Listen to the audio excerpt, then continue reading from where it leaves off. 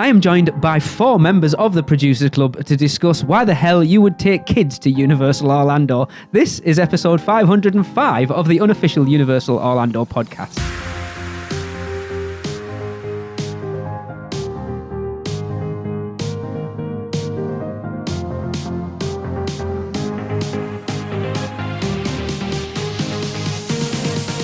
Hey everyone, welcome to the show. It is me, Lee. I am on my own. I have managed to get rid of Chris, Tracy and Michelle.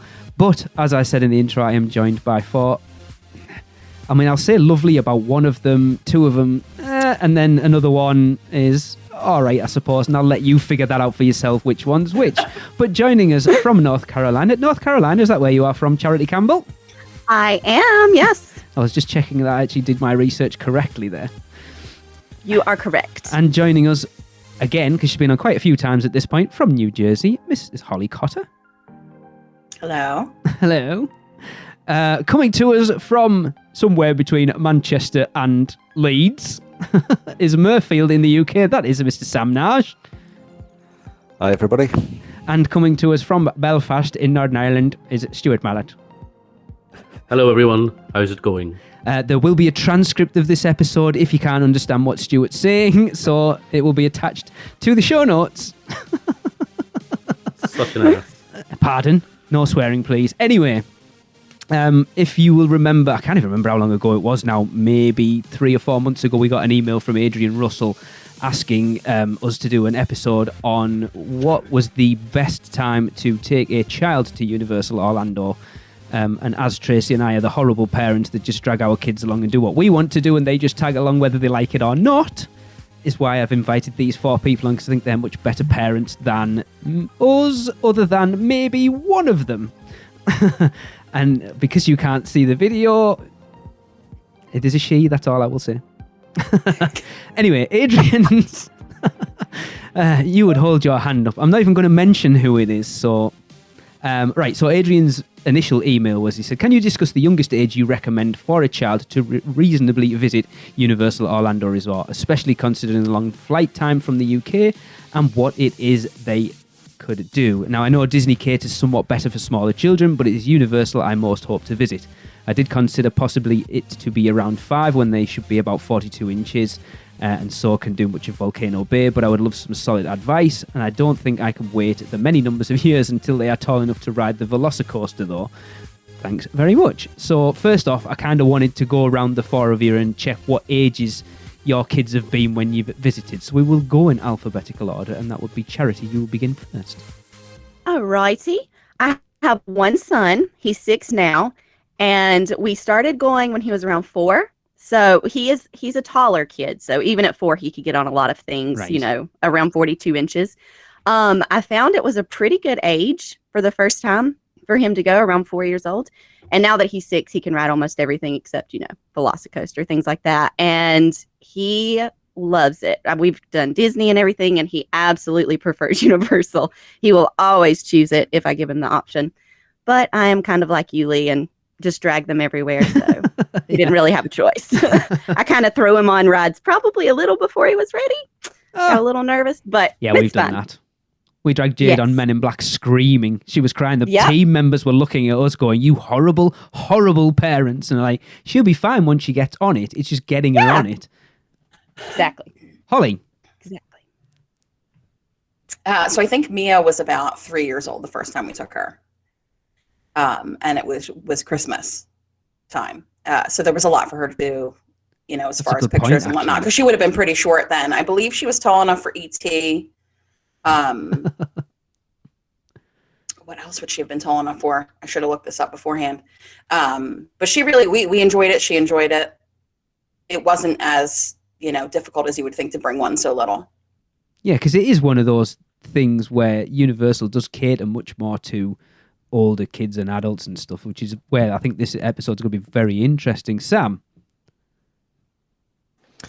Yes, our son was 2.5 when we took him in November, so he originally would have been about 18 months when we would have gone, but for reasons known to everybody, those holidays were cancelled. So yeah, he was 2.5, and I will say as much as we spent days and days in Disney as well. If I do ask him now which of the two he prefers, he does say Universal. Now my wife says that's because I brainwashed him. Exactly. And I'm not going to comment, but yeah. So yeah, 2.5, and yeah, without jumping ahead with this podcast, it was a really good age. Yeah, that's because you were the first flight back over to the US from the UK, weren't you? Yeah, that was it. Yeah, so the 8th of November we went. Yeah. On a flight from Manchester, and yeah, absolutely amazing. Loved that trip so much. So yeah, I'm so desperate to get back. First time we took Cora to Universal, she was 5. She had been to Florida before that, but she stayed with Granny that day, and me and Claire and our friends went to Universal because she wasn't going to go on anything. She wouldn't. We never really thought about it, but actually that time when she went when she was 5, which was the last time we went for a proper family trip, she loved it. Because Cora is, I don't know whether this is all right to mention, you have obviously other things to tackle as far as Cora goes, which I think could be actually interesting to talk about, because it does affect how you would deal with a trip to any theme park, to be fair. Totally. Cora has disabilities. She's a very rare genetic condition which causes issues with her mobility and walking, ability to stand for long periods and things like that. On top of that, just because, sure, why not? She also has autism, so she's got all that to kind of deal with. But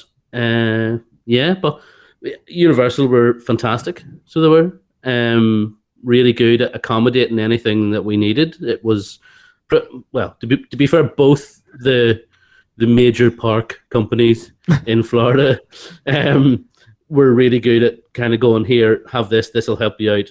If you need any help, come and see us. And that's kind of that. But the number one experience we had with Cora in all the parks in Florida on that trip was in Universal.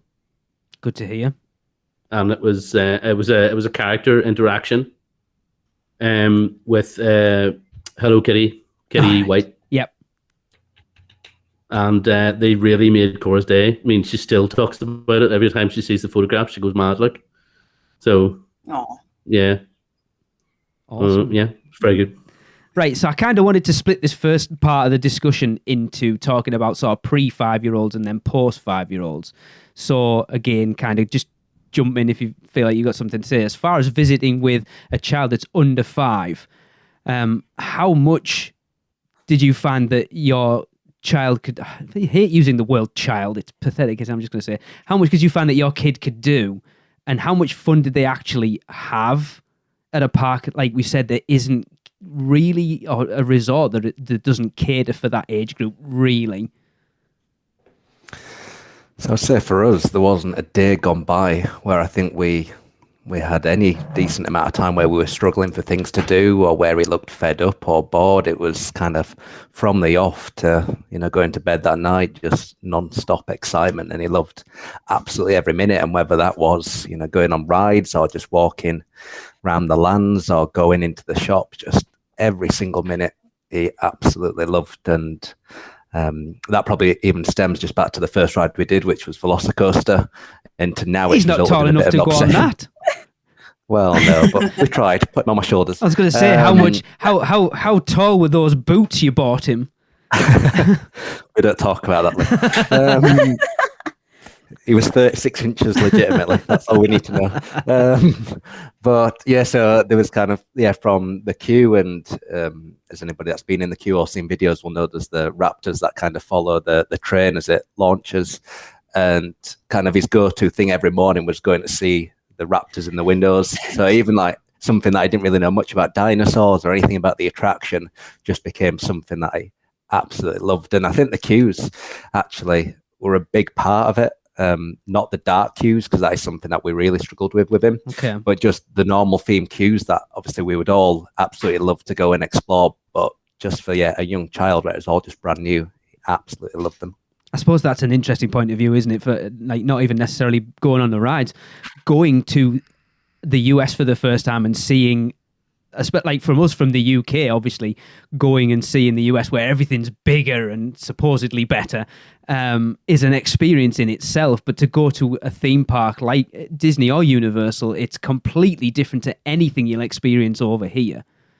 And just that visual stimulation of walking into like a Marvel superhero island or a Jurassic Park or something is probably just something way different for a child that age to be like, holy crap, I'm in Jurassic Park. That's it. I think when we were taking the boat over on day one, I think, it was, you could see maybe a little bit of fear and worry in his eyes, like, what the heck am I getting myself into here? But yeah, he embraced it and absolutely loved it. So yeah, great trip. It's just funny because it didn't occur to me until Sam was saying that is another advantage to the theme use when you're bringing a kid that is so young that they're not going to be able to ride, but maybe you all wait in the line and you child swap so that both parents can go, that they're still having fun because the line is themed. You don't have to worry about necessarily having like an iPad or a phone or whatever to give the kid to occupy themselves. You know, I never really thought about it, but we definitely used that. Mm-hmm. Absolutely. Oh yeah, no, I was just going to say, I agree with Sam too. We actually went, Desmond, that's my child, his first time was during COVID. So even without having the play areas and a lot of the interactive stuff, we had no problem finding things that he could do and ride and, be a part of. Like, well, Jimmy Fallon, of course, ended up being his favorite ride. So I'm pretty sure I've ridden that a good 20, 30 times within the last few years. Nothing wrong with that. And yes. So just even that right there was like the one ride I thought would be his least favorite. And ended up being his absolute favorite. And even he loves going in there, the waiting area, the lights, how it changes colors when you're looking for your color to ride the ride. Everything about it is so unique, and the cues like that, so interactive that we had no problem trying to entertain him the entire time at 4 years old. It was amazing. That's a shame that when you went, those areas were closed. Yeah. I know. When Mia was like the smallest, those first couple times when she was 3 and 4, and we took her, our number one favorite when she was that little was the Me Ship the Olive area. Yeah. There's like a trampoline jumpy thing, all kinds of stuff to play with and do. And the upper level of the ship, there's a piano, you play different keys. And I think some of them actually shoot water out. Now we love the Camp Jurassic area as well, although I think that is suited a little better to maybe the 5-year-old and up crowd because it can get a little rough. Yeah. But yeah, those areas, were amazing. And we loved that we now had a kid, so we had a reason to be in that area. Exactly. And I'm taking him back in September. It will be his next trip. And he is so excited because he's watched videos of kids playing at like Camp Jurassic and even like the Dr. Seuss area, if we ran the zoo, all that. Like he's just fascinated because he never got to do it. And even though he's 6, he's like, he'll probably prefer Camp Jurassic. That will probably be his favorite. And I can remember my first trip, I was 10, which was a little older, to Universal and Islands of Adventure. And I remember everything you're talking about in my ship, the Ship Me Olive. I loved it. I can remember spending hours there as a child, still having those memories. And so, yeah, lots of great stuff. I think just following on from that to say, obviously, where the diehard Universal fans listening to this podcast, there were still areas of the parks that I'd never been to because, like you say, Holly, there wasn't really a reason to go. Yeah. It's like Camp Jurassic and Me Ship the Olive. We'd kind of seen bits of them, but we'd never really spent a good amount of time and fully explored everything. So actually, it was really good to explore new things, actually, for us because we took a young child. And this is where it makes us look like the terrible parents that we are, that we keep saying we've never set foot in Kids Zone, and we went with a 5-year-old and a 10-year-old. No. Yeah, we we didn't go into Kids Zone either, weirdly, but we went on Me Ship Me Olive in that whole area, and it was great fun. She really enjoyed it, just kind of running around, and plus it's quieter, so Yes. those wee areas of quietness, the wee paths that nobody walks along, were places that we found fantastic. We'd be places where we could have 5-10 minutes out just sitting, kind of watching the world go by, and kind of like that. It was good, but it's a very different experience with Cora, obviously, because she doesn't at that point she didn't go on too many rides. Anything more than I want to say, well, in Disney, anything more than one of the boat rides, Right. she wouldn't really go on. She just has awful anxiety about it, you know. Although she went on Spider-Man. Interesting. Because I made her. She wasn't overly happy about it. She hated it while she was on it. There was a lot of, oh my God. But when she came off, she was going, that was really good, Daddy. I'm like, yeah, of course, it was Spider-Man. But I think it's for her, a lot of her, probably like a lot of kids that age, it's the anticipation of it more than the actual, what the ride is like when they're actually on it. And it's getting over that, which is a weird thing to gauge because every kid's different. Yeah. Because I mean, I can remember the first time I went on the Tower of Terror, and there's a photograph of me and Claire on the Tower of Terror, and the kid sitting beside Claire must be 4 years old, and he is loving life, like. But if we had to put Cora on that, I think she'd have divorced us. Do you know what I mean? There's just no way. So every kid's different. It's kind of one of those things. But Universal, I think, is definitely the best parks for finding wee places that are out of the way that nobody goes. There's so many of them. Yeah. It's mad. Yeah. It's very difficult to find peace in Disney. We've only been a little bit, and only once with Mia, and that was Magic Kingdom. Actually, it was twice with Mia at Magic Kingdom. But yeah, you can't find any peace and quiet. You can't even. There's no moving to the side to look at your map. There's just people everywhere. And after doing Universal for 10 years and never setting foot at Disney, that was so not doable for me. It was crazy. Like, we wanted to leave halfway through the day because we could not, form a coherent thought about what we wanted to do next because there was no peace to be found. Yeah, I've said that before. It's like the Magic Kingdom is the iconic Disney World park, but it is, I've said it before, you walk into that park frazzled because just getting through the parking booth, parking your car, getting on the tram, getting to the transportation and ticket centre, getting on the monorail, getting off the monorail, getting through bag check, getting into the park is the most stressful thing ever. And by the time you've set foot in the park, you're just like, I need to sit down and take half an hour just to chill out.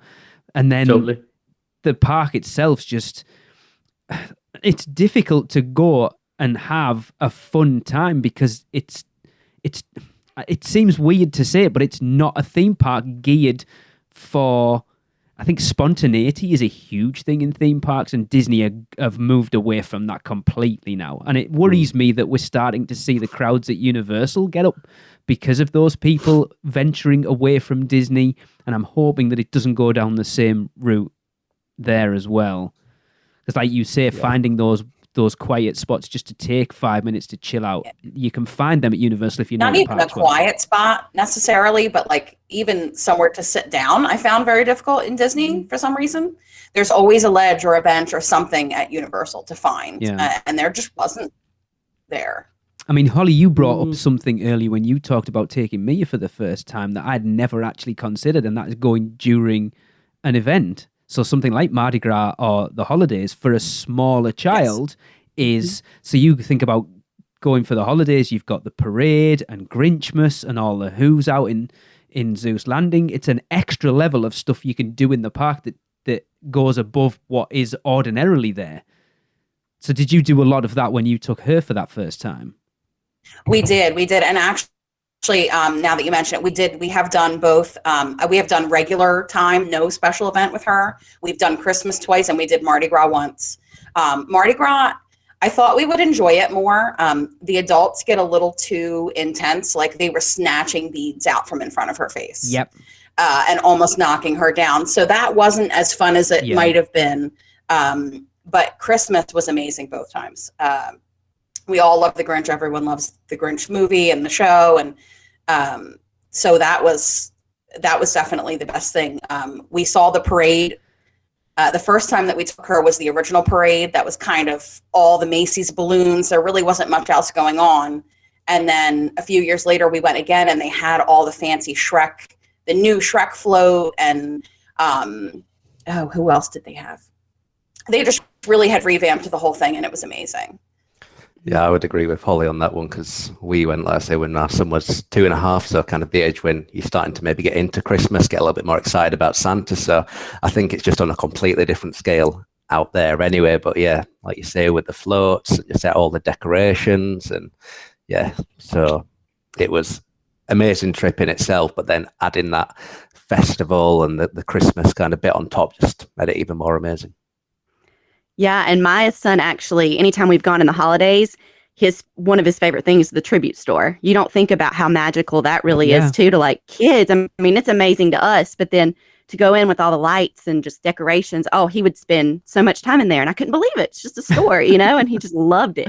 Loved it. You're right about Mardi Gras, though. I think we said it because obviously 2020 was the first year we did it, and it's crazy. And we've seen it from, I'm not humble bragging, just so you know, but having been on a float and from the other side, it is like, I felt like on that parade float, there was times I felt like I was in The Walking Dead, because it was like, people like send me, and it's just like, what is going on? You're like grown adults snatching beads, plastic beads away from children. It's like, you need to take stock of your life at this point, mate, because it's not that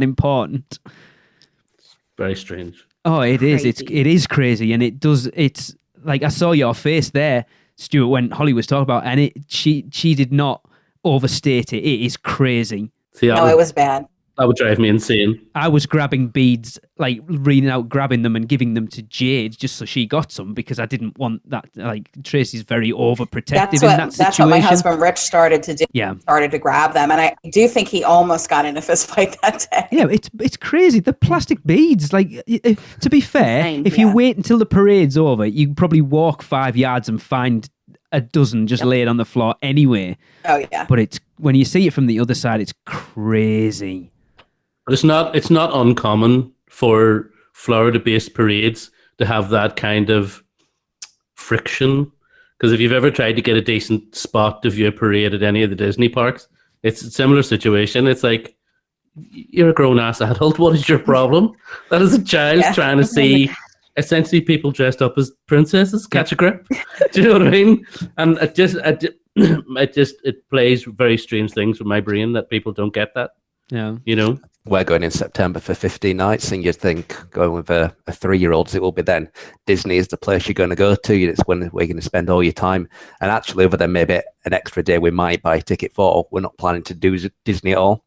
So just on the face of it, if anybody thinks about going to Orlando and Florida and things, you're thinking, well, you're going to Disney. Well, actually, for us, for a variety of reasons, but some of it being, the experiences we had in November, we're just actually deciding for this next trip, we're going to take ourselves out of that and stick solely to Universal and some of the SeaWorld parks. Every single time I say we're going on a vacation to Orlando, everyone always says, "Oh, you're going to Disney," and I'm like, "No, actually, we're doing Universal this time." And it's people I know that know we never go to Disney hardly, and it's always Universal. But you're right. It's like Epcot in 2020 was the first time we've set foot in a Disney park since 2013, and it didn't.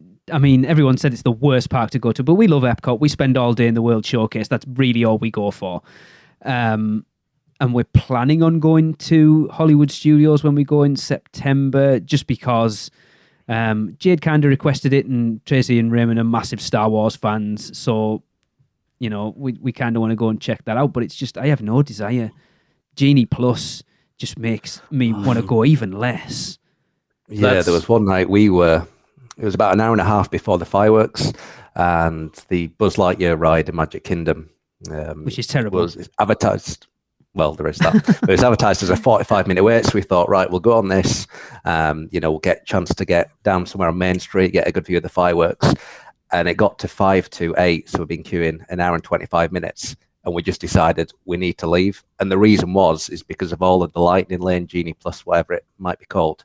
They were just letting 100 of them on for every sort of one or two normal people. So yeah. And I just thought, why have we spent so much money for this experience?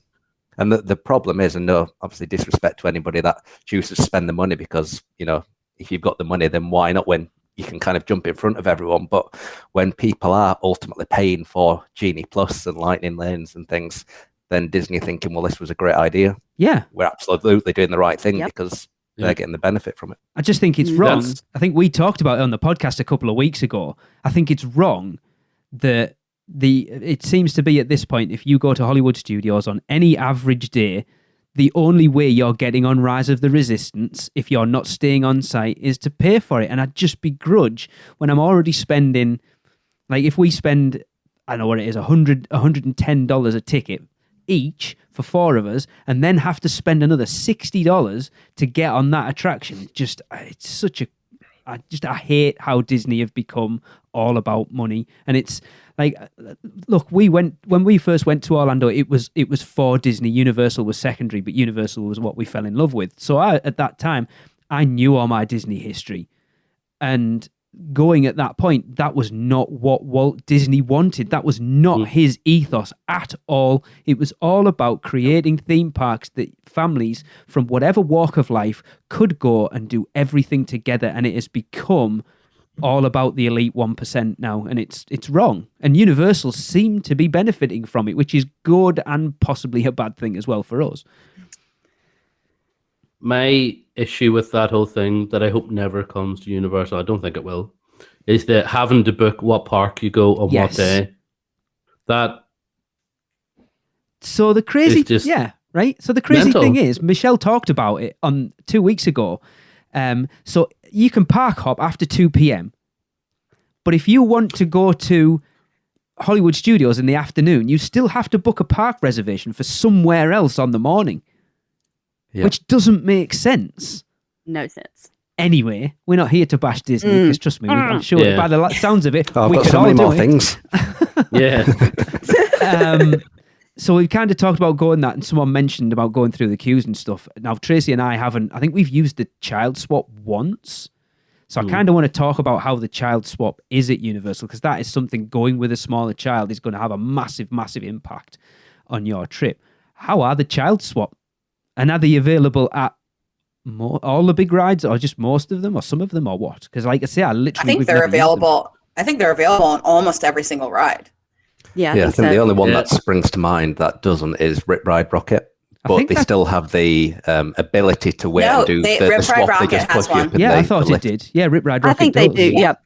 Well, maybe it was just closed and we were there though. As long as it's themed with blank concrete, it'll fit right into the rest of Rip Ride Rocket. So my favorite child swap is the Mummy, I knew you were going to and we've say used that one a lot. Yeah, we've used that one a lot. You know, it's a shame because when Mia was smaller and not tall enough to ride all the scary stuff, she loved it. She was so mad that she wasn't tall enough to ride the Mummy and the Hulk, and the second she was tall enough, her imagination kicked in, and now she's afraid of all the bigger rides. So, but the Mummy, you know, it's still semi-themed. It's kind of dark. There's creepy noises, but they have an old Mummy cartoon running 24/7, just on a loop in that room. And you can see the car arrive. So when I'm waiting with her, if my husband's waiting with her, we can see when they get back. To swap out for the other parent, and they put you immediately on the ride, so you really only have to wait once, which is great. Yes, I was going to say basically what you do is that the 3 or 4 of you would queue for the attraction. You get to that point, you say, we're doing child swap, off you pop. So say Holly, you and me are going the child swap, Rich rides, and then as soon as he gets off, you walk straight back on and he comes in. Is that how it works? Yes. Yep. pretty much. But just on that, when we went, because we used the child swap a lot, because there was 9, I think, in our group of various adults and children, and Cora was the only one that wasn't really going on the ride, so that's fine. The team members were always like, when we came off, you come back in to get your child, you've done your child swap. They were like, so do another group of you want to go back on again so you get to ride together? And we were like, hold on, what? So we were on Forbidden Journey in the child swap, which is right beside the loading area. Okay. And every time we come off, the team member person was like, well, you haven't rid with that person yet, so you all go and get on now and wait. They'll wait here. Gosh. And we were like, well, we literally got on. I must have rode it about 5 times in a row, and I was like, this is unreal. I am incredibly disappointed Wow. that I've never taken advantage of that at this point. But that's how the child swap works. It's not just for, you don't just get one swap for the parent. You know, okay, you can go and ride it now. That's it. Because there was a group of us and we wanted to ride together, it was like, well, you haven't ridden. You can go with them now. And we were just like, this is crazy. Awesome. I was like, is this right? And they're like, yeah, go ahead, it's fine. They were so cool with it. It was like, this is mad. Yeah, you always remember that if there's more than just 3 of you, for example, you can ride multiple times. So you like, if you have 2 children, one of them can't ride it, and you have 2 parents. Well, each parent can go and ride with the child that can ride it, so they get to experience it with their child.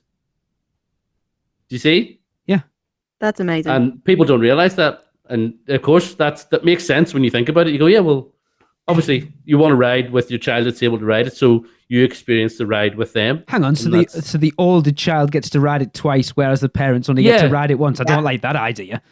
Well, Wow. you know, Can you not leave the older child with the younger one while the 2 parents get to ride together? depends how old they are. I think they have to be 16. I thought you were going to say 6 there. I was like, that's all right. Yeah. But Yeah. it was a bit mad. Like, I think both Universal and Disney have their advantages when it comes to the way they do things. But I think what really benefited us at Universal was the flexibility it offers. So it could be we either all queue as a family. So we're spending that time together through the queue, you know, our son's seeing things. And then, you know, we do the child swap. There's great entertainment in the room where he can watch something and off we go, everyone's happy. Or because of the single rider lines, if we don't want to all queue together, then the other person can just jump on the ride and get done really, really quickly, as opposed to at Disney, it potentially takes a little bit longer with the standby line. Well, that's what I was going to say. How did the child swap work at Disney then? So at Disney, you would go up to a cast member outside the attraction. You would agree which parent is going to ride first, and that parent would go through the standby line, and then they would give a lightning lane pass on the other parent's magic band. So that way, when the first parents come back, they give the child over to them, and then the other person would kind of go through the old fast pass queue. So it's good in the sense of, you know, that gives the flexibility for the other parent to wander around, you know, to go spend money potentially elsewhere or do other bits and bats. You're not confined to that queue. But then likewise, everything is taking so much longer than, like Stuart said, with Universal, you get straight on the ride as soon as you've done that child swap, versus at Disney, you've still got that queue to do again. and it was much more of a group experience because of that at Universal, rather than the, all right, I'm away over here somewhere with the kid and the other parents riding a ride. And then they come and meet you and go, well, you can go and ride that ride now. And you don't know what the other ones are doing. At Universal, you're all in the wee room swapping out, and it's you've all went on the ride together. The kid hasn't ridden, but you know what I mean? You've all had that shared experience, which is kind of what the whole thing's about. Yeah. And another thing is, for us, I'm the only one that normally takes my phone into the parks. My wife will leave hers in the room.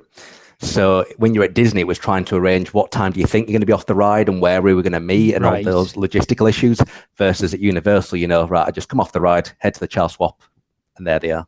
It was new Universal were better. And it's weird though, isn't it, for a company like Disney who've been doing it for so much longer.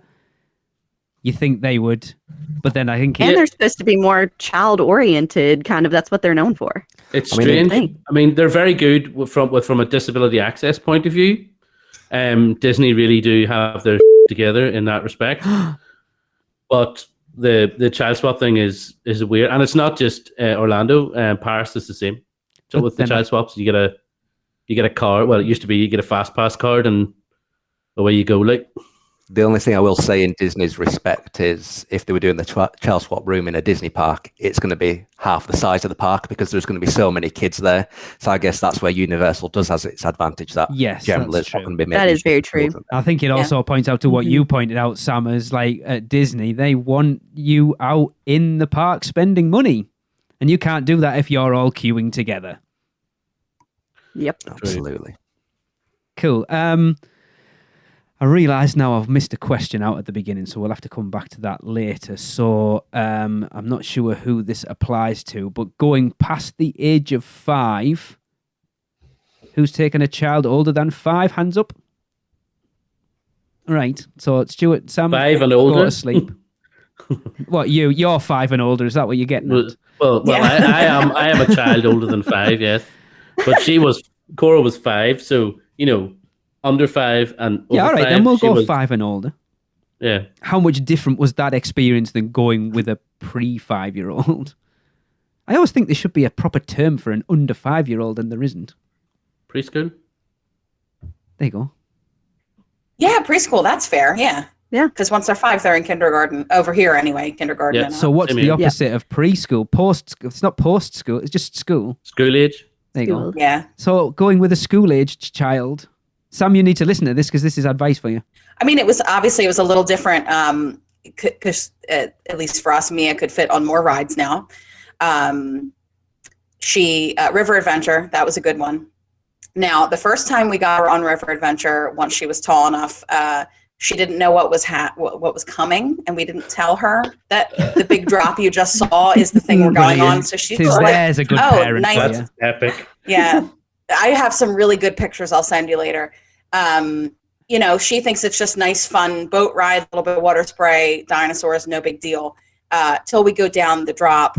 And then she didn't talk to me for the rest of the day. But, and I tried to tell her, I was like, oh, you really wanted to ride this when you weren't tall enough. And like I said, it was that point when her imagination caught up to reality and she realized, oh, bad things do happen to people. Maybe I don't want to go on a roller coaster. But we've had good times on it. I did trick her one more time. She completely forgot what that ride was. And it was great.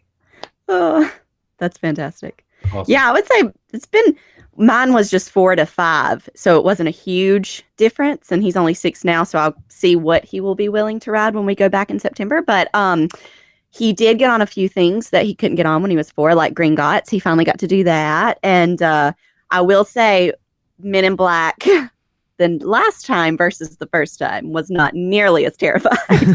So that was a difference. He's more brave. He's like, yeah, I'll try it, more than, when I would be like you, Holly, and just be like, oh, it's fine. Just come get on it. You'll see, you'll love it. And then I almost forgot about Men in Black. That was one that she couldn't do the first few times we went. Yep. And that one, I think it must be drops that bother her, because that one didn't bother her at all. She loved it, even when we got hit and we would spin. And, she liked the idea of, it's not just a ride, I get to shoot at things. It's actually interactive. And my son loved that. I remember the first time he was just kind of scared of the aliens. And so he would just have his eyes closed just constantly anywhere. And he still did pretty good. He got a pretty good score. I was like, buddy, not bad for your eyes closed. But then the next time he was like, no, I'm going to make sure I hit the targets. You can tell they start to get a little bit more, open to trying the rides and stuff. See, I made the mistake when we rode Men in Black for the first time of getting Jade to try the handle on one of the interactive doors, the ones that shoot air at you, and that scared the crap out of her. So that didn't set the tone quite well. And then we were like, when she's like, what is this ride? It's like aliens. Like, no, I'm not getting on with aliens.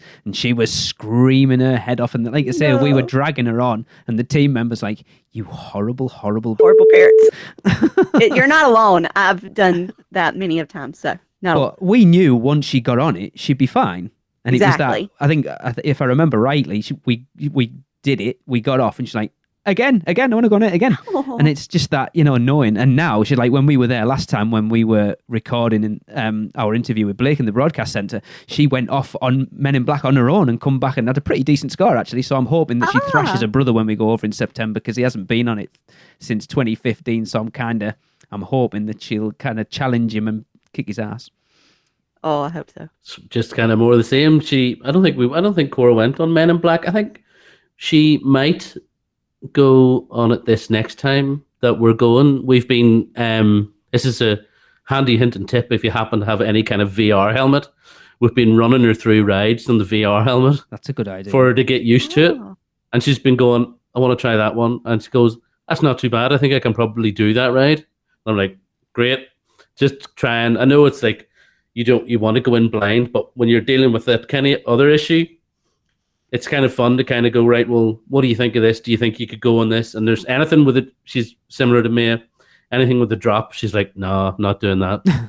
Which is kind of strange, because when you're in the pool and stuff with her, she loves being thrown about. Don't understand, but it's an anxiety thing. But for her, the reason she loved the Universal parks was the meet and greets. Yes.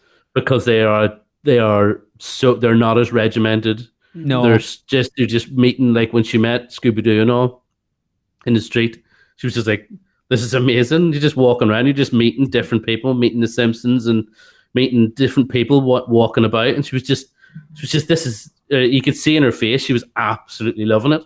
And I was looking through photographs. One of the other things that she loved Because for her, it's just about being in the place and the experience. In Diagon Alley, she loved that. She thought it was amazing.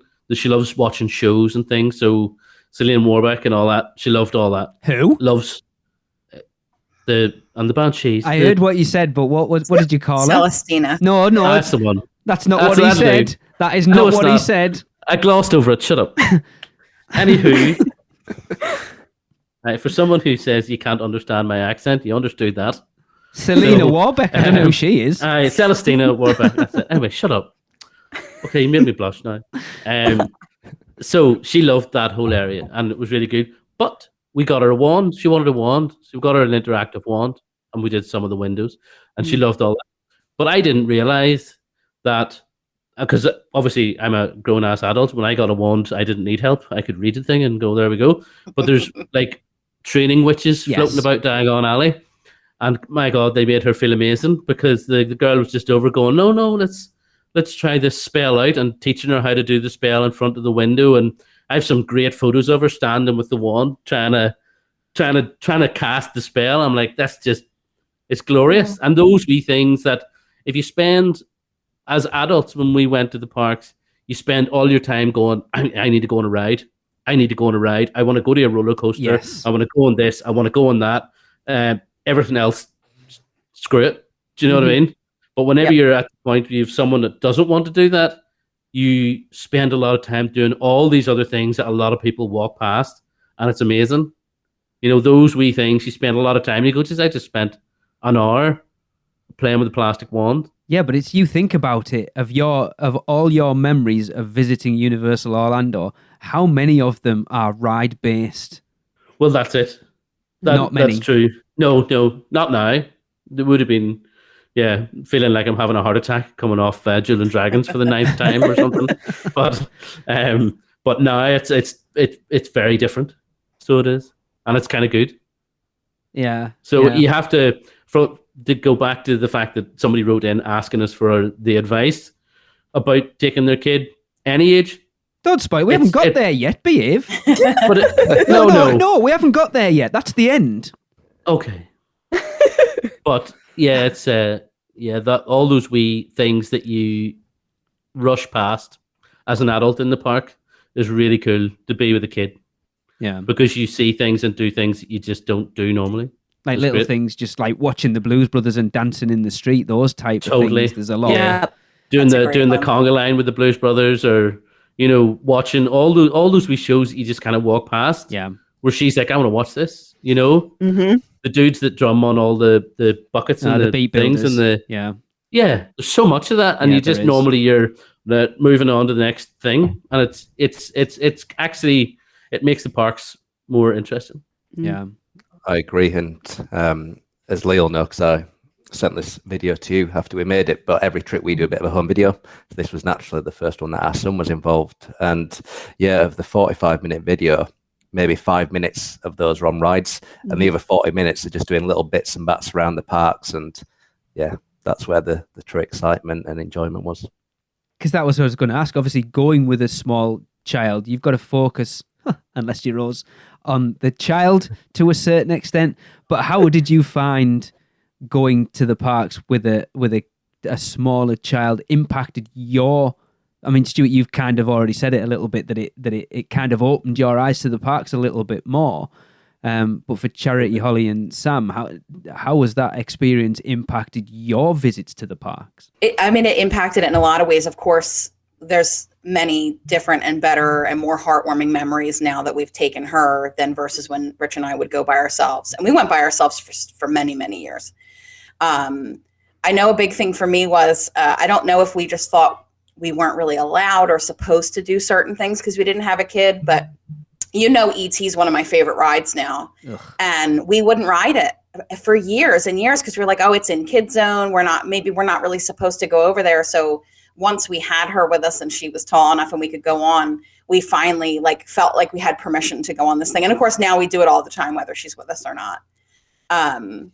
But that was a really big thing. And obviously, and I hope I don't pronounce it wrong, Pteranodon Flyers is the best by the way, 30-second ride in the world. 45 minutes in, and that's the first time it's got mentioned. I know. Well, I didn't know when to bring up certain things, and now I feel like we've moved past the little kids, and I just keep thinking, oh, maybe we're not going to talk about Kid Zone again, because I know you said you guys haven't really set foot in that area, other than ET, I'm sure.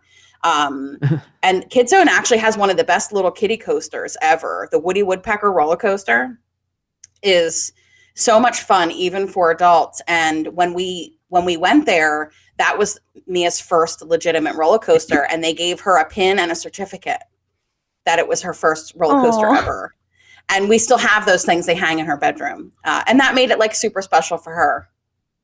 That's awesome. I've ridden that Woody Woodpecker's roller coaster. It's not all that. It's cute. It's for you're kids, an adult. Though. Yeah, but I rode it with a child, and she didn't like it either. Playland, the little water slide thing. I didn't do that, but Rich did it with her, and they had a great time on that day. I can say I've never set foot in the Curious George area. But yes, Pteranodon Flyers is a great point. It is literally one of those attractions that you cannot. It's weird to have a theme park to have an attraction that you cannot get on unless you've got a child with you. It's bizarre, and you look in any Facebook group or forum, and it's like, we need a child because someone needs to lend us a child because we need to go on Pteranodon Flyers. I have experienced it. It's all right. I suppose. Absolutely. I was the bad parent that time, Lee, because this is so bad. My son's pretty scared of heights. And I was literally like, you have to do this for mommy. Okay. This is we did the same thing. Don't worry. Okay, good. Yeah. Cause I was like, we're doing it and it'll be fine. I'll hold your hand the whole time. So I was like back behind, like trying to hold his hand. But that's exactly, it was amazing. And he ended up loving it. He was glad I pushed him to get on it, even though it was kind of tall and stuff. And yeah, my first time riding was last year and it was amazing. And I loved it. I'm going to take this in a slightly different direction. Not necessarily about little kids, but so we've talked about going for Mardi Gras and we've talked about holidays a little bit. What age would you guys take your children to Halloween Horror Nights? Oh, that's a good question. Yes, it is. And I think that... Never. I'll say at least for our part. I get little enough sleep as it is. I get little enough sleep as it is. I don't need her being absolutely terrified. Although her younger sister, who is turning 2 next month, she'd probably go now and be absolutely fine with it. But yeah, I don't think Cora will ever go. No, it would freak her out. I don't think. I just no. It's not for kids at all. Like, do you know what I mean? There's no way. What are you doing? Are you mad? No. We took Jade when she was 11. Yeah, that's not cool, man. Right? She seemed like she was ready for it, though, from your stories. So it's definitely, a little bit ready for it. You took her to haunts near you and stuff. I can say, at least for our part, Mia is a scaredy cat. I'm not sure she'll even go when she's 18.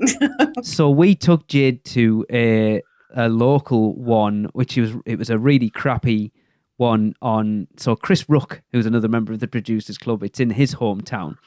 It cost us like £2 to get in. It was terrible. Me and our oldest came out and we were laughing our heads off at how bad it was. And because we thought, we'll go in. It's a bit of a tester for Jade because we're going to Halloween Horror Nights. We'd already booked it. We knew we were going. She was going to Halloween Horror Nights. We walked out and we turned round and she was like buried in Chasey's chest, crying her eyes out. And I was like, me and Tracy just looked at each other to say, oh shit. We've spent a lot of money on this trip. And anyway, she went, like we did a couple of other ones. Like we came home kind of like you do, Stuart. We put some YouTube videos on her, some walkthrough of some houses and stuff and kind of talked through it a little bit. Took her to another couple of local ones. And by the time we went, she's as dead inside as we are now. A brother who is 5 years older than her is more of a scaredy cat than she is. She doesn't bat an eyelid going through Horror Nights houses. It'd be interesting to see if she's any different when we go this year. But yeah, she takes after her mum and dad, I'm afraid. I can't. I mean, when we were over for the weekender, there was a lot of very grown-ass adults were screaming their head off. I don't get me it. included. You fanny. Well, I don't care. No, but hey, man, you're going to spend all our money. I want them to scare me. I mean, I do. I just don't. You know what I mean? But I just can't imagine. My wife would call me a total helicopter of a parent. So I just want to wrap her up and carry her. Do you know what I mean? And I just can't imagine dealing with that, because it would freak me out to see her terrified when I know she's actually terrified. It's not that, oh, this is hilarious. Not the there's a different, Yep. it's weird. Maybe when she's older, she'll maybe kind of go, yeah, this is a bit more fun. But I mean, it's even a thing for when we decorate the house for Halloween. You know, it's like there's a lot of bargaining going on where we're like, she's like, you're not going to put those creepy heads out this year. I'm like, no, not put the creepy heads out. Put the creepy heads out. Daddy, you need to put them away. I don't like the creepy heads. But, oh, okay, we'll put the creepy heads away. Maybe next year. Okay. Do you know what I mean? It's like, and it's so I can't imagine it, because, you know, it could go one or two ways. She could love it at, 12, 13 maybe. But if she hates it, you're there for 2 weeks and she's going to hate it. And like, you're like, what do? Yep. You can't. Yep. Yeah, there's no child swap. There's no child swap on them houses. Not for that. There should Never be. mind that. Never mind the fact that, as the night goes on, people get a bit, drunk, and the crowds. Do you know what? You keep saying that. I keep hearing that about people being drunk at horror nights. I have never experienced that. I didn't see too many people get drunk, but when we were there, what I did see was whenever you're in especially, do you know the houses that are over kind of on the left-hand side behind Fallon? Know those? Yeah. What was it? Stranger Things, Ghostbusters, and Yeti. Us. Oh, in the back. Do you know that? Yeah. Do you know that area where there's just like it's horrendous, 5,000 people? I can't imagine taking Cora into that. That would be like information overload. She would lose her mind, and that's nothing to do with the houses. That's just. I mean, I find it hard as an adult going, this is messed up. Where am I going? What's happening? Do you know what I mean? Never mind taking a child to that. No. Couldn't do it. Yeah, that's a good point. Yeah. I want to double back on a question that I meant to ask right at the beginning, because I know he talked about dealing with flights over, and I know it's not too far for Charity and Holly, but you still got it's still a flight to deal with. Obviously, Stuart and Sam, you've dealt with it a lot more. Dealing with a preschooler, how has that been? Sort of doing those traveling on a plane. Fantastic. Really? Yep. Yeah. We didn't have any. Here's the thing: 99.9% of all airlines have a thing that they don't tell you about. That if you book them a seat, which we do, because I'm not holding a child for 9 hours, I don't care. It's worth 400 quid, right? So if you book a seat on the plane and your child's car seat has a wee sticker on the inside of it that says airline approved, you're allowed to take your child's car seat, put it in the plane seat, put the seat belt through it, put them in their car seat. First time Cora got on the plane to Florida, she was in her own car seat. As soon as the plane took off, she fell asleep and woke up 8 hours later. Wow, I can't even do that. And now every time she gets on a plane, she goes, "Oh, I sleep on planes," and that's it. But if your kid is on at that age where they're still in a car seat, which is like up to 4, something like that, you're allowed to take their car seat. It doesn't cost you anything more. Put their car seat into the plane seat. You don't have to worry about them kind of in this oversized seat and a seatbelt that doesn't hold them. They're in their car. They are comfortable and they're well restrained, and it's a breezier time. Definitely. Wow. So I wouldn't say that was our experience. But Stuart left off the fact that he gave her 3 shots of whiskey before she got on the plane. Hey, she's Irish. That's nothing to her. She's fine. No, but we had a good experience. We just didn't have a sleep for 8 hours experience. So for us, what we found to really kind of help was to break the flight up into little bits. So rather than giving him everything that could possibly distract him in all one go at the start of the flight, it was, let's exhaust this for an hour. And then once you start to get bored of that, here you go, here's the next thing. So to start with, for us, it was the screen on the back of the seat. Then when he got bored of that, it was then on to, say, his iPad. And then after that, it was on to snacks. And then after snacks, it was, for example, the meal was coming. Then it was nap time. Then after his nap, we gave him some toys that we'd bought that he hadn't seen. And before we knew it, we were kind of an hour or 2 out of Orlando. So I think if they're napping, or if you're up, early for a UK flight and they can fall asleep, that will definitely help. The only struggle, let's say, we had was on the flight back. So we flew back from MCO about 8 p.m. Right. And after he'd been in the parks during the day and just generally lots of, traveling in cars and things, you could tell he was starting to get a little bit tired and fed up in the airport. So he did kind of have a moment in MCO before we flew back, but it was just that half an hour of kind of pain. And as soon as he got through that, the rest of the flight back, he was absolutely fine. Okay. So yeah, let's just say it didn't put us off, coming back from Orlando in November and booking again for this September. So fingers crossed it's as good this time. Because I know something I've considered, like when the first time we took our kids over, they were 5 and 10. And I remember someone asking, like, are they all right with flying? And I'm like, I don't know. They've never been on a plane before, but I hope so, because it's a long flight for them not to enjoy it. Was that ever a consideration? Did you ever think, like, oh, what happens if he doesn't like it? Didn't really have a choice, to be honest. The passengers just have to deal with it. I think that type of thing comes from the parent. If the parent is anxious about the flight, then the kid's going to be anxious about the flight. But I love flight. It doesn't bother me at all. Like, so. And Claire would be the same. So we were just kind of relaxed about the situation, and she was pretty relaxed with the situation, So that was it. Which for Cora is a big deal. Totally. She doesn't like the airport, like, not a fan. It's because there's a lot going on. Yeah. Security, bad crack. In Ireland or the UK, it's bad crack. In MCO, it's amazing coming back because you go through the disability line and they're well trained.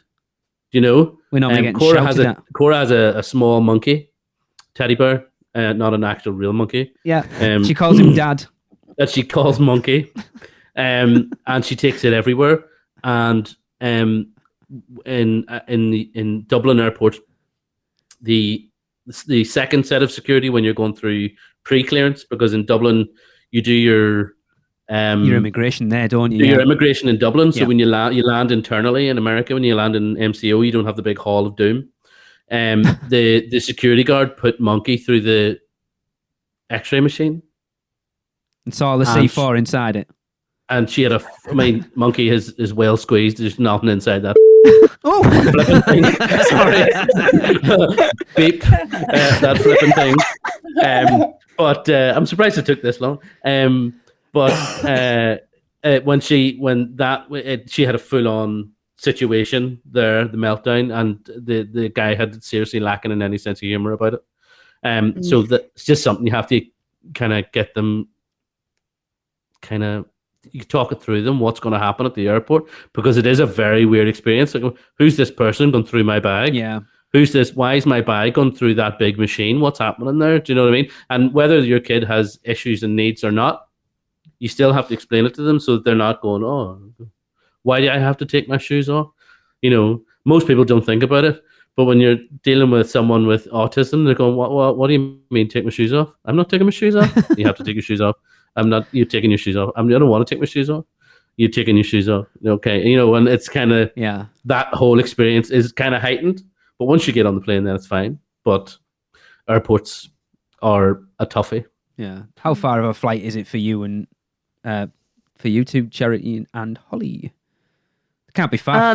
It's not far for you, Holly. It's either like of you. Right at an hour for me. An hour? So it's very short. Right. Yep. Nice. So you're up and down. Oh, basically, I think we can just like level out for like 10 minutes before we're already starting to descend into Orlando. It's crazy. Wish. Yeah, Awesome. It's really convenient.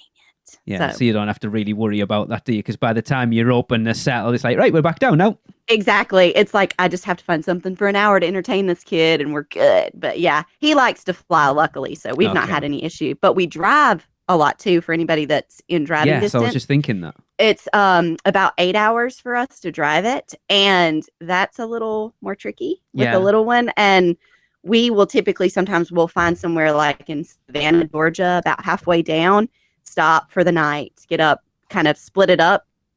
But yeah, or drive through the night. A lot of people like to do that, and their kids will just sleep. Because that's because Michelle's in South Carolina, and I know she drives quite a lot. So yeah. Yep. Holly, I assume it's not that much further for you, is it? Yeah, it's about 2 hours and 20 minutes down. I think the way back is a little bit shorter. I know one way or the other is just a little bit shorter. But and I have also driven to Florida with Mia. We're just, I can't say enough how lucky of parents we are. We have a very easy kid.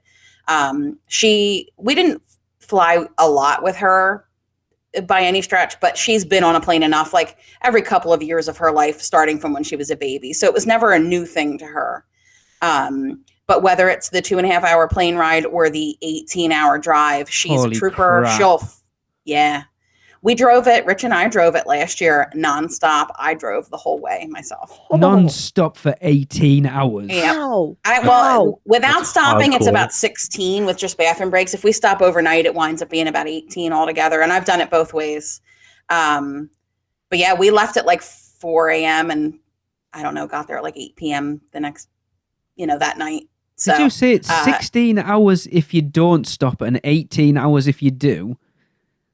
Yeah, well, Can you stop for driving 2 time, hours? obviously. I was going to say. Driving time, not with the stopping and sleeping time. I was like, Adam, so you stay sorry. for I 2 wasn't hours? Clear. Yeah. Little nap. But yeah, she's always been great on a plane.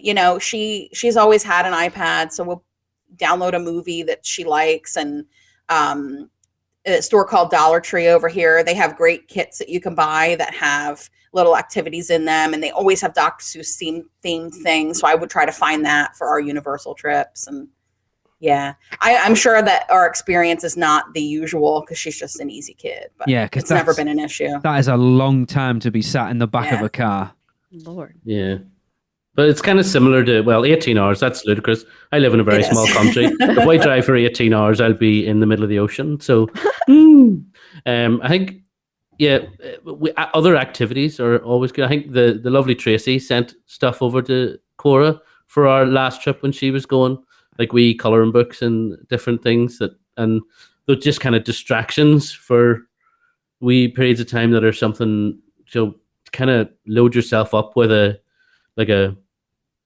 kit of distractions, kind of like what Sam was saying, really. Mhm. I just find it difficult now because when we're coming over in September, I've already got Jade going, what do we know what movies they'll be on the plane yet? And I'm like, it's 4 months away. I have no idea. I'll find out the month before and I'll let you know, don't worry. And she's like, can I take my tablet on to draw? Because she's up to go to art university in September. So I'm like, yeah, you can take your tablet. So she'd probably, Awesome. I don't remember having much issue. Like, say, Tracy did the same for our kids. She had colouring books and puzzles and all sorts of crap, far more than they were ever going to get through in the course of the time we were there. But for sure, yeah. So I guess we're kind of getting to the end of this. I quite enjoyed this. I like talking to our listeners. I don't get to do this very often. It's nice, especially when we've been cut off from everyone pretty much for the last 2 years as well. So, Stuart, you kind of jumped in earlier. I apologize. But the question that Adrian actually asked, what, in your experience, is the best age to take a child to Universal Orlando? So Charity was going to jump in before, so I'm going to put it over to her first. Even though Okay. Sam was waiting very patiently there. I would say 5 is a really good starting point, even though you can take them younger and it can be great. 5's a good age where they can ride a lot of the rides. 7's probably a good age if you're wanting to ride some of the bigger stuff, so you can do those together. But yeah, that would probably be my suggestion. Okay. I as I was going to say earlier, I I'll would have to say leave that any in now. age, literally any age, because you will have different experiences dependent on the age that you take the kid. And if you take them at 3 or 4 or 5, they're going to enjoy a bunch of things. And when you take them back again a few years later, if you're lucky enough to be able to do that, then you're going to experience a whole different set of That's a good things that point. they're going to be into. Yeah. And, they will show you things about the parks that you didn't realize were there. And that's pretty cool. I completely agree. I don't think there's a bad age to take a child. I think if it was, I'm only going once and this is it, in that 18-year sort of window, I think it'd be difficult to put a number on because like Stuart says, it's different ages have different appeals and we'll get different things out of it. For us, like I say, went at 2.5 and it just hit with shoes 36 inches, which did open up quite a few rides at the Universal kind of side of things. So that was really good. But yeah, I wouldn't change anything from taking him that young. He still talks about it now. He still wants to watch the holiday videos pretty much every day and loves it. And you know what? When he's older, he might not remember all the ins and outs of that trip, or he might not remember any of the details. But you know what? We will. Yeah. And it was absolutely amazing. And yeah, a great, great holiday. So I can't give him a specific answer other than whenever you can take them, take them, and you'll Do absolutely it. love it. Yep. My answer is going to be about the same. I think any age is fine. If I was pushed to say something different, I would say maybe not a baby. So maybe wait till they're at least 1 year old, mostly because of the heat in Florida. Yeah. Whether you're wearing them or they're in a stroller, there's a lot to be concerned about with heat and the sun when they're that little. But otherwise, yeah, I wouldn't hesitate to take any age kid there. And I think if you're 3 and under, they don't have to pay, right? It's free if you're under 3. I don't know whether is that still true? Yeah, it's true. That's right. Yeah, I'm pretty sure. So you can try it out without really spending any money, at least for the kids' ticket. We're going in November, and Zoe will be 2.5, and she doesn't need a ticket because she's under 3. Ooh. Yep. So nice. My parents took me to Disney, and I go, yeah, it didn't cost us anything. It's great. Coming at it from a stereotypical sort of selfish parent, it's all about your mindset, isn't it? It's like, because Tracy and I, like the Orlando theme parks were our thing. We went, it was kind of our consolation prize for not being able to have our own kids. And so we went and it was our thing, and we went twice before the kids came along. And then to go and kind of share that with the kids, you'd think it should be a nice thing, but it's kind of like you're encroaching on our thing a little bit. I think you have to let your structure go. My wife will probably say I didn't deal with this very well, but for me, pre-kids, it was very much, right, we need to be there, for bang on when the park opens. If not before, we need to be out first thing, no messing about. Yeah. I think you have just kind of got to let that schedule go with the flow, be a little bit more relaxed about things, kind of expect the unexpected. And, if you just go with it, you'll still have a great day. Yeah, it might be completely different to what it used to be, but going back to Stuart's point earlier on, these are the memories now, as opposed to going from this ride to that ride next, onto something else. So.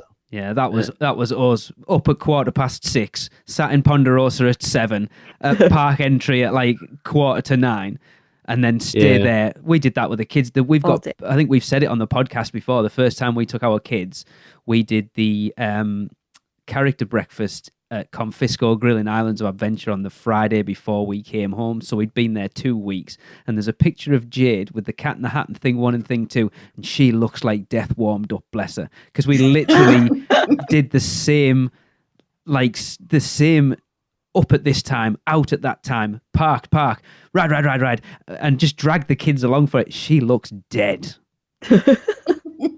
Yeah. And yet she did it like a trooper, bless her. Yeah. Yeah, it's sometimes hard to remember that it's a holiday. It is. And have times of relaxation. There was one thing popped into my head there that I realized I hadn't said.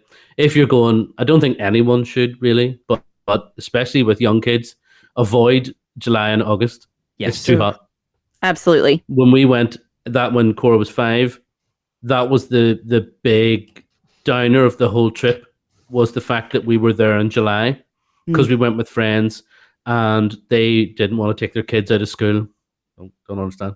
But they didn't want to take their kids out of school. So that's fine. So we went in July, but the heat is wild. Yeah. And for a kid, it's just not right. Like, you know what I mean? So it's brutal. We generally go in kind of November time, and it's delightful. We went in the last 3 weeks of August in 2013. I know Tracy complained that because we met up with tons of listeners and friends and stuff, and every time you hugged someone, it's like they just got out of the shower. And Tracy's like, she's a very, when it comes to like sticky wet, she's like, I don't want to hug people because they're all damp. It's not moist. Nice. Yeah. It's not pleasant being wet all day long. It doesn't bother me because it's like I go for the heat because that's why I know I'm in Florida at that point. Whereas Tracy, it does get to her a lot. I know that. And the kids, to be fair, we've never really had much of an issue with the kids being bothered by the heat. Yeah, well, it's just because obviously you're the same. You would be the same as us, Lee. Summer, being from Ireland, summer for us is about 18 degrees. We might get up to 23. I'm wearing shorts now, and it is 15 degrees outside. Put it that way, right? Whenever you're in Florida and it's 35, 36, 37, this is Celsius. You can Google it or whatever.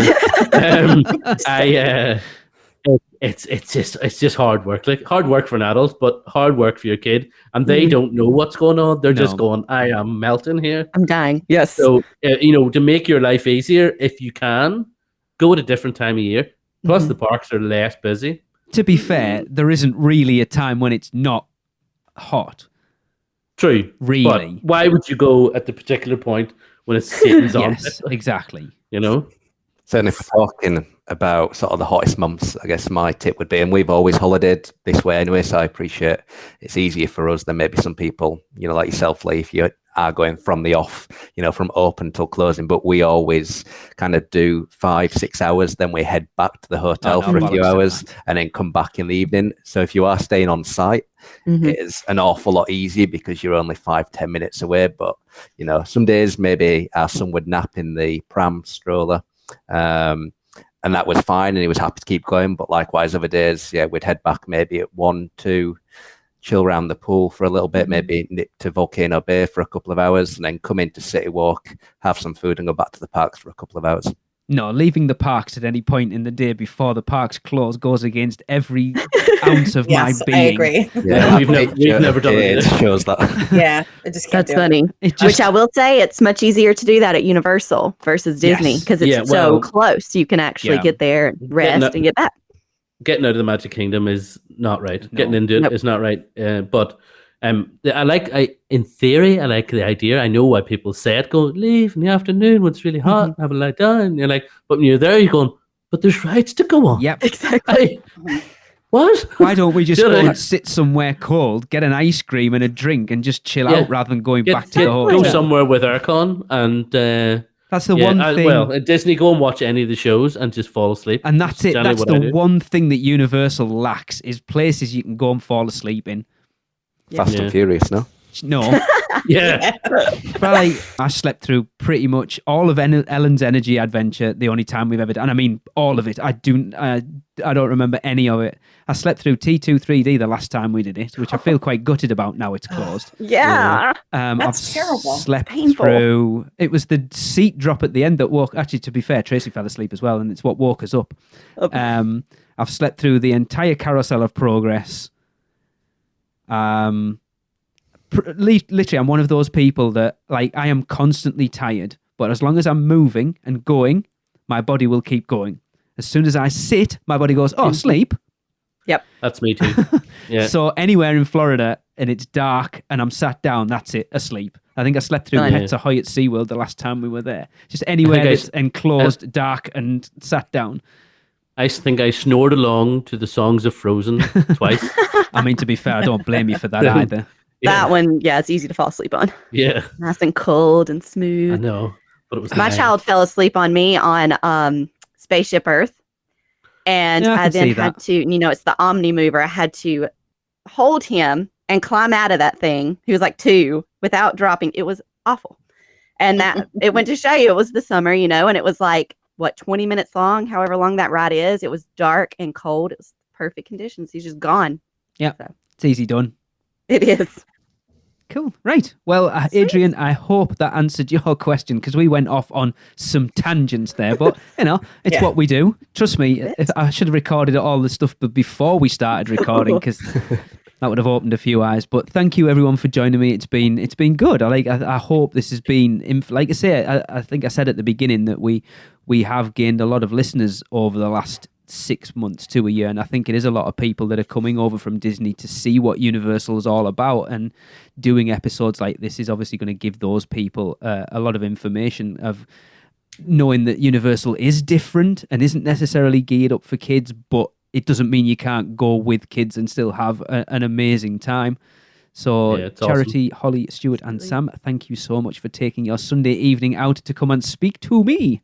Thank you. It's been cool. Thank you. Thank you. I'm buzzing now about going back to the park. Yes, it does get you excited about it, doesn't it? It's doing this podcast is one of those things that when I know we're not going, all right, it's a while away, it's a bit of a slog at times because it makes me realise how much I miss it. Holly, I know you stopped listening for the longest time because of that exact reason, because you didn't know when you were going back. I did, and I felt so terrible. Well, I also just missed my friends, and hearing your voices just made me sad. It was difficult doing a podcast on a resort that I didn't know when I was going to get back to. but it also connected me to it. So I kind of look at it that way a little bit. I completely forgot where I was going there, but we are going to wrap the episode up like we always do with a Universal Is, and I have asked Charity as our the only one on here that hasn't been on before. I'm not even sure. Stuart, did you do a Universal Is when you came? No, tough one. You didn't do it at that point. Oh, well. Holly, you probably haven't either, have you? No, that was a long time ago. Sam, I do believe you joined us for our Marry Kill episodes. Did you get to do one? I did indeed, yep. Oh, that's good. So anyway, Charity's getting to outdo the people that have been on here before anyway. Right. So I have asked her to do it. So of course, don't forget, if you want to get involved, all you got to do is let us know what you think Universal is in 3 words or less, and send them to us at podcast@uopodcast.com, or messages on social media, Twitter, Facebook, Instagram, whatever it is, DM me, whatever. I've been getting them from everywhere at the moment, to be fair. But to wrap this episode up, Charity, it is over to you. Universal is my family's wonderland. See you next week, everyone. That was another episode of the Unofficial Universal Orlando Podcast, the best and only podcast about Universal Orlando on the island. Check us out on social media, on Facebook, Instagram, Twitter, YouTube, and Pinterest. Just search UUO Podcast. For all the podcasts, news, and articles, check out our blog at UUOpodcast.com. Send us your questions, comments, and listener debate submissions to podcast@UUOpodcast.com. Join the Producers Club by emailing us at UUOPproducers@gmail.com. Listen and subscribe to the podcast on Apple Podcasts, Spotify, Google Podcasts, Stitcher, and everywhere else podcasts are found. Check out our friends, the Theme Park Duo, for all your other theme park news, and use our awesome sponsors, Mouse and Muggle Travel Company, to book your next trip. So until next time, this is Amity 6. Call off the Marines. We're coming home.